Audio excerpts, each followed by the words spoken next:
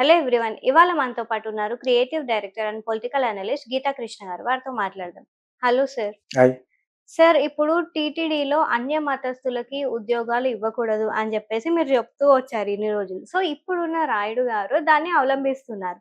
ఇప్పుడు ఏంటంటే మనకి వాళ్ళు వేరే మతస్థులు అనేది మనకి ఎలా గుర్తిస్తారు? రాయుడు గారు అంటే టీవీ5 రాయుడు గారు అని కొంతకాలం అది తెలియదు మనకు, లేకపోతే జనాలకు అర్థం అవ్వాలి కదా. టీవీ5 రాయుడు గారు చైర్మన్. సో ఆయన అంతకుముందు నాకు ఆయనకి ఇంట్రెస్ట్ ఉందా పెద్ద సంగతి తెలియక నేను భక్తి ఛానల్ రన్ చేసుకునే చౌదరి గారు ఉన్నారు కదా టీవీ, ఆయనకి ఇస్తే బాగుంటుంది. ఆయన జస్ట్ ఒకసారి లగడపాటి ఒకసారి పరిచయం చేసాడు చెప్తే నాకు పెద్ద వాళ్ళ ఇంటికి వెళ్ళి దాదా వెళ్దాంరా అని చెప్పి తీసుకెళ్ళి పరిచయం చేశాడు చెప్తే నాకు అతను పరిచయం లేదు. అతను భక్తి ఛానల్ చేస్తాడు కదా, కొన్ని వేల మంది కూర్చోబెట్టి యజ్ఞాలు చేస్తూ ఉంటారు కదా, అవి చూసి అదిరిపోయాను నేను. ఈ డిజర్వ్స్ టు బి గివెన్. అటువంటిది భక్తి శ్రద్ధలు ఉన్న వాళ్ళకి ఇవ్వాలి, కానీ నాగబాబులాగా దేవుడు అంటే నమ్మకం లేనివాడు అతనికి ఎందుకు? అదేంటప్పుడు అంటే ఈయనకి కూడా లైన్లో ఎందుకున్నాడంటే చంద్రబాబు నాయుడు గారి పార్టీకి కానీ ఈనాడు అందరూ హెల్ప్ చేశారు. బట్ ఈ ఛానల్ నుంచి ముక్త కంఠంతో Chandrababu Naidu is the best person అన్నవాడు రాయుడు గారే. అందులో ఆయన కూడా ఇచ్చి ఉంటారు. లేకపోతే ఆయన పర్సనల్గా నేను సినిమా కాఫీ బార్ సినిమా తీసినప్పుడు కన్సెషన్ ఇచ్చాడు నాకు యాడ్స్లో. టీవీ9 ఇచ్చింది, ఇది ఇచ్చింది, రవిప్రకాష్ ఉన్నాడు అప్పుడు ఇంకా, వీళ్ళందరూ ఇచ్చారు యాక్చువల్గా. రాయుడు కదా, నాయుడు గారా? ఓకే, నాయుడు గారా? మేము రాయుడు గారు అనుకున్నాం. ఓకే, ఏదైనా కమ్మాయి అయినా Chowdharys. So what ever it is, ఆయన మంచి వ్యక్తి యాక్చువల్గా. నాకు నేను అడగగానే వెంటనే చేశారు. సాక్షి అలాగే చేస్తారు, బికాజ్ నేను వైఎస్ఆర్కి అడ్వర్టైజింగ్ చేస్తాను అప్పుడు. అదవుతుందా? అలాగే అన్ని ఛానళ్ళు ఇచ్చినాయి నాకు. అన్ని ఛానల్లోనూ ఒక 20-30% యాడ్స్ వచ్చి అది ముందు గుర్తుందా? ఆ యాడ్స్కి నేను అడిగాను. అడిగితే యాక్చువల్లీ 30 seconds యాడ్, 30 secondsకి బార్గెన్ చేసేసి రవిప్రకాష్ని నేను అది 10 seconds చేసుకుంటాను చెప్పి కట్ చేశాను. ఇదేం ఫిట్టింగ్ అన్నారా? 10 seconds చాలు, నేను అడ్వర్టైజింగ్ పర్సన్. అదే 30 seconds 10 seconds 3 యాడ్లు వేసేవాడిని. అదవుతున్నప్పుడు అది నేనే స్టార్ట్ చేశాను. 10 seconds యాడ్ చాలు, that Geetha Krishna's coffee bar చూస్తే చూడలేదు మన ఆ టైంలో ఉంటుంది మంది. సో ఆ విధంగా అలా వేసాను అన్నమాట. అప్పుడు నాయుడు గారు కూడా నాకు రాయుడు గారు వచ్చేస్తున్నాను. ఎందుకంటే నాకు ఆయన్ని ఫస్ట్ పరిచయం చేసింది కేఏ పాల్. ఇప్పుడు రాయుడు గారికి ఇవ్వడం అనేది అన్ని విధాలా కరెక్ట్. నేను ఎప్పటి నుంచో మొత్తుకున్నాను, అన్య మతస్థులకి, క్రిస్టియన్స్కి, మహమ్మదీయులకి లోపల జాబ్ ఇవ్వద్దు, తప్పుకో గంటేస్తారు, వాళ్ళకి కూడా ఇవ్వకూడదు, వాళ్ళకి శ్రద్ధ ఉండదు.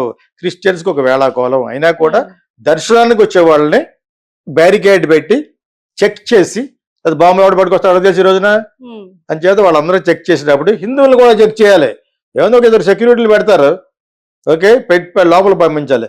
పని చేసే వాళ్ళ మటుకు ఎగ్జిక్యూటివ్ ఆఫీస్ నుంచి లాస్ట్ వరకు తిరుపతిలో పైన ఉన్న తిరుపతిలో ఒక్క జాబ్ కూడా క్రిస్టియన్స్ కానీ ముస్లిమ్స్ కానీ ఇవ్వకూడదు. నేను 2 సంవత్సరాల నుంచి మొత్తుకుంటున్నాను. ఓకేనా? ఇది ఫైనల్గా నాయుడు గారి ద్వారా తీరుతుంది. యాక్చువల్గా ఆయన చేసే పనులన్నీ మంచి. ఆయన అక్కడికి వెళ్ళి డబ్బులు సంపాదించుకోవాల్సిన అవసరం ఆయనకు లేదని నేను అనుకుంటున్నాను. ఆయన చూస్తుంటే నాకు అలాగే అనిపిస్తుంది. చాలా మంది అక్కడికి వెళ్ళి కొంతమంది వెనకేస్తూ ఉంటారు, ఆ ఎగ్జిక్యూటివ్ ఆఫీసర్ ఉంటారు కదా, వాళ్ళతో కలిసి నొక్కేస్తూ ఉంటారు. ఈయన ఆ టైప్లో కనపడలేదు, న్యాయంగా కనపడుతున్నాడు. ఈ స్టెప్ మొట్టమొదటి తీసుకున్నాడు. ఈ స్టెప్లో ఏంటి, నీ క్వశ్చన్ ఏంటంటే వీళ్ళు ఎలా గుర్తించడం అనేది. అసలు ఇటువంటి ప్రశ్నలు నాకు అర్థం అవ్వట్లేదు. ఎలా గుర్తించడం ఉంది? బర్త్ సర్టిఫికేట్ పట్టరామంటారు. What is your religion? ఇప్పుడు అప్లికేషన్ కాలేజీలో చేరేటప్పుడు రిలీజన్ అన్నీ ఉంటాయి కదా, అందులో ఇక్కడ మట్టుకు ఎందుకు కనిపెట్టడం? జాబ్ అప్లై చేసినప్పటికి ఎలా ఉంటుంది, పేరు, ఊరు, ఆధార్ కార్డు నెంబరుతో ఇక్కడ వచ్చేస్తుంది, కంప్యూటర్లో వచ్చేస్తుంది.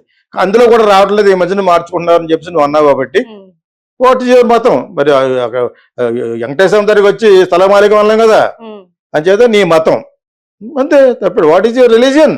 అదే ఎందుకు అడిగారు రౌండ్ చెప్తాడో లాగా కొడతారు. ఎందుకు అడగరు? నీకు జాబులు లేవు ఇక్కడ, పైన పెడతాం స్టాచ్యుటరీ వార్నింగ్ గమనిక, అన్య మతస్థులకి ఇది అప్లై అవ్వదు, ఈ అప్లికేషన్ వద్దు, ఏ జాబ్కి అప్లై చేయొద్దు. That's all. ఒక్క జాబ్ కూడా ఇవ్వకూడదు వాళ్ళకి. బాత్రూమ్లు కడిగే జాబులు కూడా ఇవ్వకూడదు. ఇక అర్థమవుతున్నప్పుడు అంతా హిందువులే ఉండాలి. దర్శనం అందరికి ఇవ్వాలి. ఫారినర్స్కి వీళ్ళందరికీ కూడా ముందుగా చేయలే. మోస్ట్ రిచెస్ట్ గాడ్ ఆయన వెంకటేశ్వర స్వామి. ఖర్చు పెట్టలేరేటి? మీరు తినేసి దానికంటే లడ్డూల్లోనూ కల్తీ పెట్టేసి చేస్తాను తప్పితే మీరు పెట్టండి ఉద్యోగస్తులని పెట్టి చెక్ చేయండి. ఇప్పుడు ఏ మతస్థుడు జాబ్ పనిచేయదు ఎప్పుడు పెట్టడు. ఒకసారి పేపర్లో అనౌన్స్మెంట్ చేసి ఒకసారి టీవీలో వెళ్ళిన ప్రెస్ మీట్లో చెప్తున్నాడు ఆయన నాయుడు గారు చెప్తే గొడవ వెళ్ళిపోద్ది. దయచేసి ఏమనుకోవద్దు, అన్ని మతస్థులకి మా రూల్ ప్రకారంగా జాబ్ లేవు. దర్శనాల మధ్యకు అన్ని జాతులకి ఉంటుంది, అన్ని మతాలకి ఉంటుంది. మళ్ళా జాబులు ఇచ్చేది అప్పుడు ఎస్టీ ఎస్టీలకు లేదనట్లేదు, మళ్ళా వాళ్ళకు ఉంటుంది. అదవుతున్నప్పుడు జాబులు ఎస్టీ బీసీలు అన్నిటికీ ఉంటుంది. But they should not be Christians అయి ఉండకూడదు, ముస్లిమ్స్ అయి ఉండకూడదు. నేను 5-6 సంవత్సరాలు చెప్తున్నాను, ఎంతకడేటి నేను ఎప్పుడో చెప్పాను ఇది. ఎందుకంటే వాళ్ళ మీద ద్వేషం కాదు. ఇప్పుడు ముస్లిం దగ్గరికి వెళ్ళి అరేరా మరేరా అని వెళ్తామా లోపలికి లాక్ కొడతారు వాళ్ళు. అదేవిధంగా క్రిస్టియన్ చర్చికి రోమ్లోను సహనా చేసుకుని వెంకటేశ్వర బయటికి దూరుకుంటారా? This is what I'm telling. అది ఈయన అవలంబిస్తున్నారని అనుకున్నాను. ప్లస్ ఏమో పెద్ద ఎక్కువ ఫ్రాడ్ జరిగేటట్టుగా కనపట్లేదు ఆయన చూస్తుంటే. అని చేత నాకు అనిపించింది చెప్తాను సోమ, నాకు అనిపించిందే నేను చెప్తాను. నేను నమ్మే నిజానే చెప్తాను. సో రాయుడు గారు ఆల్రెడీ ఈజ్ డూయింగ్ వెల్. అని చేత ఇది పట్టుకొచ్చేది ఎలా కనిపెట్టడం ఉంది. They will deploy some people, ఆ ఉద్యోగస్తులను పెట్టి పెడతారు. బోర్డు కూడా పెడతారు, అన్ని మతస్థులకి ఇక్కడ జాబులు ఉండవు. ఒకసారి చెప్పు చాలదా? ఇప్పుడు మనం చెప్తాం చాలదా? మనం చెప్తున్నాం వాళ్ళ తరపున అన్ని మతస్థులకి తిరుపతి పైన కొండలో దాన్ని తిరుమల అంటారు కదా, తిరుమలలో జాబులు ఉండవు, అప్లై చేయకండి. దర్శనం చేసుకోవచ్చు, భక్తులు దర్శనం చేసుకోవచ్చు, బట్ సెపరేట్ ఎంట్రీ ఉంటుంది. వెంకటేశ్వర పెట్టాలి, సెపరేట్ ఎంట్రీ పెట్టి బ్యారికేడ్ పెట్టాలి. ఆ మాత్రం పెట్టకపోతే ఎలాగా? ఈ పొద్దున ఎవడన్నా బాంబు వేసాడంటేనే. సో ఇది ఇంతవరకు ఆయన అవలంబిస్తారనుకున్నాను. కొంచెం స్ట్రిక్ట్గా ఉండాలి. నాయుడు గారికి కూడా మనం ఎందుకు చెప్తున్నాం అంటే కొంచెం స్ట్రిక్ట్గా ఉండాలి. ఆయన కూడాను ఎవరికి భయపడాలి? Chandrababu Naidu has given a green signal to you. నీకు ఆయన ఇచ్చారు సీఎం దండగా ఉండగా, నీకేంటి? అన్యాయం జరగకుండా, అన్యాయం చేస్తే వాళ్ళే పోతారు. దేవుడు సొమ్ము తిన్నవాడు ఎవడో కూడా పెట్టుకోడు. వెంకటేశ్వర దగ్గర డబ్బులు సంపాదించిన ప్రతి ఒక్కడు కూడా ఎవడో కూడా బాగుపడు. ఫైనల్గా అక్కడ ఉన్న బ్రాహ్మణుల మట్టుకు వాళ్ళు ఏమంటారంటే మమ్మల్ని దేవుడు మమ్మల్ని ఇక్కడ పుట్టించేట్టు తినమని అంటాడు. దానికి నేను నా దగ్గర జవాబు లేదు. బ్రాహ్మణులుగా పుట్టారు కాబట్టి వాళ్ళు నిజంగా వాళ్ళు సంపాదించుకోమని ఆ దేవుడు అక్కడ జాబ్ ఇచ్చే, జాబ్ చేయడానికి మట్టుకు అన్ని అర్హతలు ఉన్న వాళ్ళు ఎవరు? బ్రాహ్మణులు, పరిశుభ్రంగా ఉండే బ్రాహ్మణులు ఉంటారు కాబట్టి, వాళ్ళకి వేదాలన్నీ చదువుకుని ఉంటారు కాబట్టి, చాలా చాలా మంచి విద్వత్తు ఉన్న వాళ్ళు ఉంటారు కాబట్టి వాళ్ళకి ఇవ్వాలి. ఇలా దేవుడి గుడికి వెళ్ళిపోతావు లోపలికి. ఇక్కడ క్రిస్టియన్ ప్రెసిడెంట్ ఉంటాడు, వెంకటేశ్వరకి వెళ్ళిపోతాడు. అతనికి రూలును మిగతా వాళ్ళు మనందరికీ రూలా? తప్పది. అలాగే వెళ్తారు మీరు గర్భగుడి వరకు వెళ్ళిపోయి వీళ్ళు ఇచ్చేస్తారన్నమాట. బేర్బానే వెళ్ళిపోయి సార్ ఈడ ముందుకు వెళ్ళేస్తాడు ఆ ప్రెసిడెంట్ని, చీఫ్ మినిస్టర్ని. ఆడ క్రిస్టియన్ ఎది పట్టుకెళ్తారు మీరు? వాళ్ళు అంత దూరంలో ఉండాలి అసలు. అది నా యొక్క మనవి. అది ఈయన అవలంబిస్తాడు అనుకున్నా. దానివల్ల బ్యాడ్ ఏమంటే నాయుడు గారు అర్జెంట్గా ఒకటి సీఎం అయిపోవాలి అనుకోవట్లేదు కదా. ఏదో దేవుడికి మంచి చైర్మన్ అయ్యాడు, మంచి పని చేసి ఆయన పెట్టిన రూల్స్ ఇంకా ఎవడొచ్చినా కూడా తీయడానికి వీలు లేకుండా పెట్టాలి. ఒక చట్టం పట్టుకొచ్చేయాలి. మెయిన్ ప్రసాదాలను ఇటువంటి అన్య మతస్థులకు ఉద్యోగాలు ఉండకూడదు అంతే. ఆయన కాబట్టి ఆయన పాత్రలో ఉన్నవాడు ఏమనుకోవద్దని ఆయన మాట అంటాడు అంతే. Because this is the rule we're creating. This is the Hindu god, Hindu సాంప్రదాయం, సనాతన ధర్మం అన్ని మెయింటైన్ చేసిన the one and the best temple in the entire world. ప్రపంచంలో అన్నిటికంటే రిచ్ గాడ్, ధనికమైన దేవుడు వెంకటేశ్వర స్వామి.